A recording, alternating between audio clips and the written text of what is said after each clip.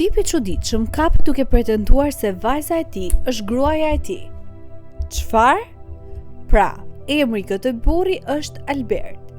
Dhe Alberti është rreth 42 vjeç kur fillon kjo histori. Jeton në Ontario, Kanada.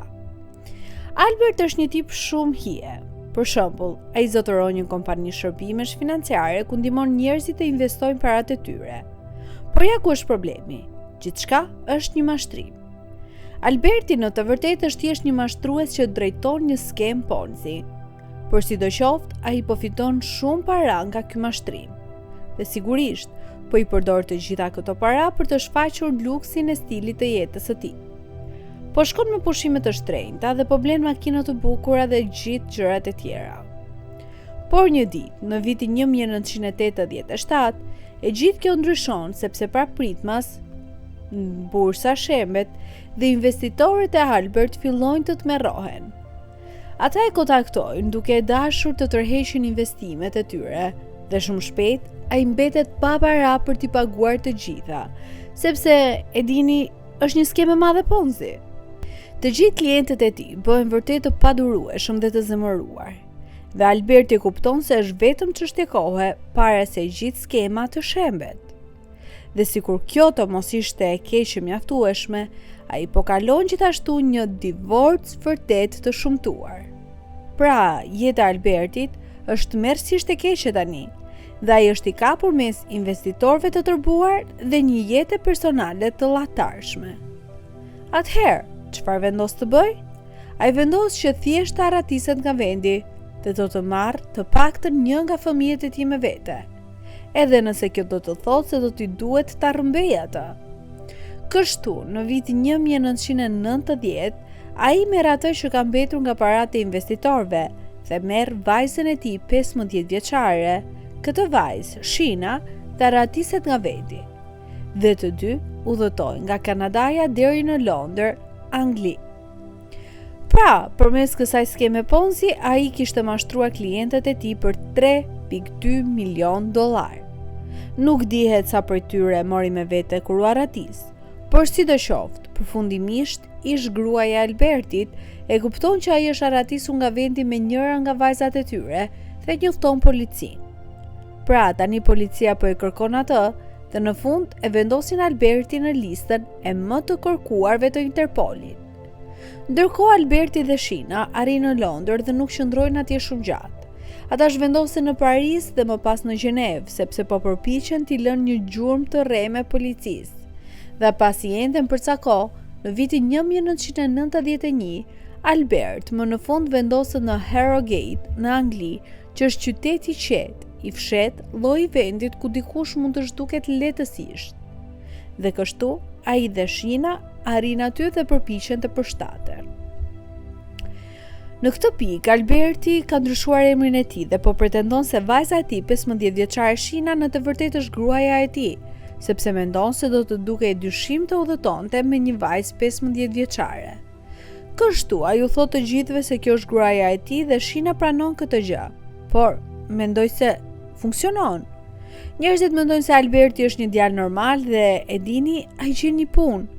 Dhe ai dhe Shina madje fillojnë të shkojnë në kish çdo të diel dhe askush rreth tyre nuk dyshon për asgjë. Ja pra çështja. Edhe pse gjithçka po shkon mirë deri tani, Alberti e di se nuk mund të mbështetet vetëm me një emër të rrem përgjithmonë, sepse mjafton një kontroll i të dhënave dhe ai do të ekspozohet si një i arratisur. Kështu ai vendos se i duhet një identitet i vërtet. Një për veten e tij dhe një për vajzën e tij. Por si mund ta bësh këtë kur je një person i kërkuar? E po, pikërisht atëherë ati i vjen një ide të shmendur. Po sikur të gjej një çift vendas, t'i bind ata të largojnë nga vendi dhe pastaj të marrin identitetin e tyre për veten dhe vajzën e tij. Tingëllon një plan perfekt. Por ja ku historia bëhet vërtet e egër. Një ditë në vitin 1992, Alberti hyn në një dyqan ankandesh të arteve të bukura dhe kërkon disa piktura. Atje takon këtë grua, Elaine, dhe kështu ai fillon të bisedon me Elainën dhe zbulon se ajo rastësisht është në lidhje me një djalë pak më të madh se ajo, këtë djalë, Ronald.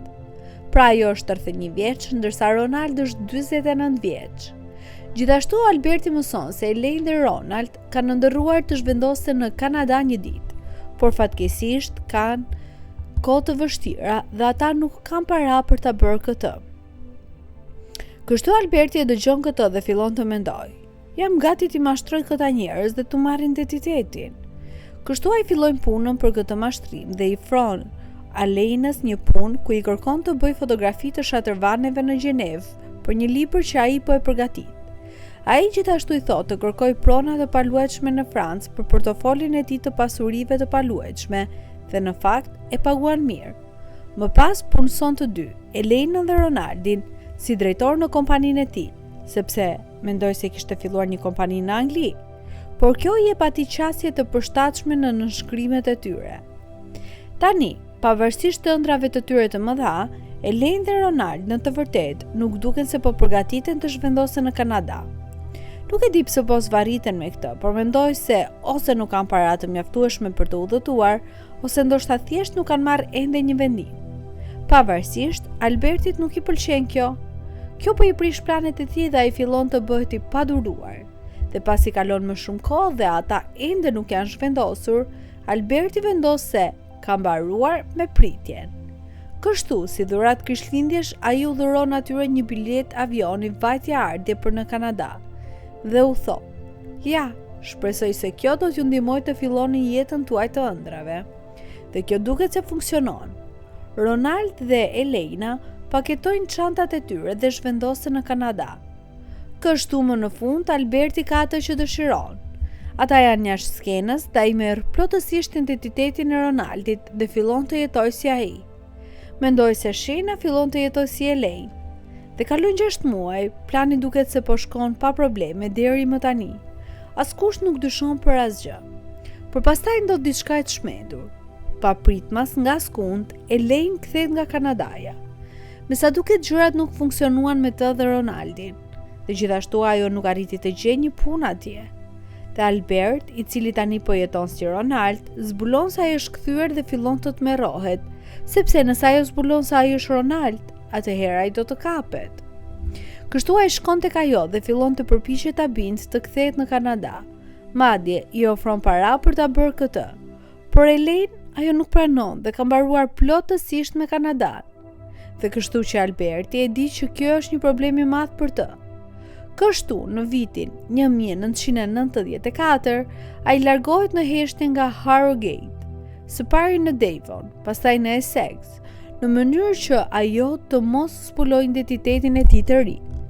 Dhe sikur gjërat nuk mund të bëheshin më keq për të, atëherë dhe Ronaldi vërtet kthehet nga Kanadaja. Kështu në këtë pikë, Alberti e di se është vetëm çështje kohe para se të ekspozohet, dhe ai vendos që e vetmja gjë që mund të bëjë është të vrasë Ronaldin. Kështu një ditë ai e kontakton dhe e fton të dalin me të në një udhëtim me varg, dhe Ronaldi thotë: sigurisht. Kështu ata shkojnë dhe sapo janë të vetëm në ujë, Alberti merr një spirancë dhe papritmas, bam, e godet në kokë me të, duke lënë pa ndjenja. Pastaj hedh jashtë bordit dhe fatkeqësisht Ronaldi në fund mbytet. Dhe pastaj Alberti largohet dhe vazhdon të jetojë jetën e tij tani si Ronald. Dhe ende askush nuk dyshon për asgjë. Kështu duket se do t'i shpëtojë të gjitha këtyre. Derisa kaloi një javë dhe një peshkatar vendas zbulon trupin e Ronaldit duke lundruar në ujë dhe njofton rojet bregdetare me radio. Dhe përfundimisht policia përfshihet dhe fillon të hetojë. Dhe kur shqyrtojnë trupin e Ronaldit, gjejnë një orë Rolex në kyçin e dorës së tij. Dhe ja çështja me orët Rolex. Kompania në të vërtetë mban shënim çdo rekord shërbimi, përfshirë numrat serik dhe pronarët. Kështu, policia gjurmon orën të pronarit i saj. Dhe kjo është mënyra se si ata konfirmojnë se ky trupi përket Ronaldit. Dhe kur hetojnë se kush është Ronaldi, zbulojnë se një burr tjetër ka përdorur identitetin e tij. Ai burr është Albert.